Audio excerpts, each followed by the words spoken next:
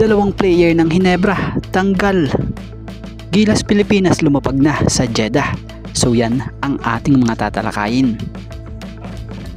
So bumiyahe na patungong Jeddah, Saudi Arabia ang national team Gilas Pilipinas para sa sasabakan nilang FIBA Asia Cup 2025. Batay sa report, ayon kay Gilas head coach, Coach Tim Cone, na pagdating nga nila doon ay hindi nila sasayangin ang panahon para makapag-practice. So bagamat naging matagumpay ang kanilang tune-up game laban sa Macau Black Bears, ay meron pa nga silang tune-up game kontra naman dito sa national team ng Jordan sa August 2 na siyang gaganapin naman sa Jeddah, Saudi Arabia ilang araw bago ang FIBA Asia Cup. Ayon pa nga kay Coach Tim na sa mga susunod na araw ilalaan pa nga nila sa mga matitinding ensayo ang mga gagawin pa nila.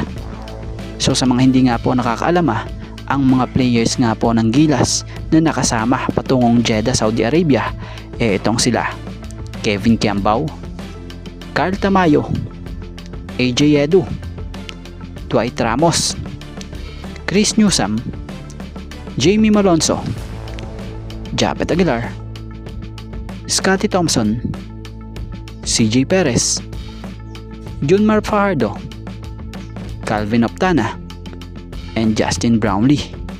So yan nga, batay nga sa nilabas na latest update ng Samahang Basketball ng Pilipinas, lumapag na nga po sa Jeddah ang nasabing national team. So credit po sa SBP.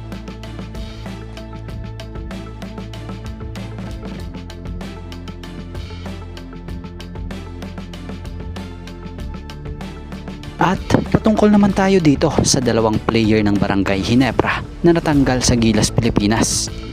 So nung nakaraan nga lamang ay nagdagdag ng players para sa Gilas pool ang Gilas Pilipinas, na kung saan nadagdag nga sila RJ Abarientos, Troy Rosario, Xavier Lucero, and Renz Abando. Pero sa buong ensayo and training camp, si Troy and RJ from Barangay Ginebra ang nakapag-contribute na pinakabago sa national team na tumulong sa ensayo ng Gilas Pilipinas, dahil yung dalawa ni Renz and Xavier hindi nga naka-attend ng mga Gilas practice. So bagamat naging malaking tulong si Troy Rosario and RJ Abarientos sa Gilas Pilipinas national team sa kanilang training camp, di pa nga po panahon ng dalawa na makasabak, lalo na ngayong FIBA Asia Cup, dahil sa silang dalawa ang kinumpirma nitong si Coach Chard na hindi na isama sa Final 12 ng Gilas. So salute pa rin para sa mga dalawang ito, dahil laki rin talaga ng naitulong nila sa pagpapalakas ng Gilas bago nga po sumabak sa 2025 FIBA Asia Cup.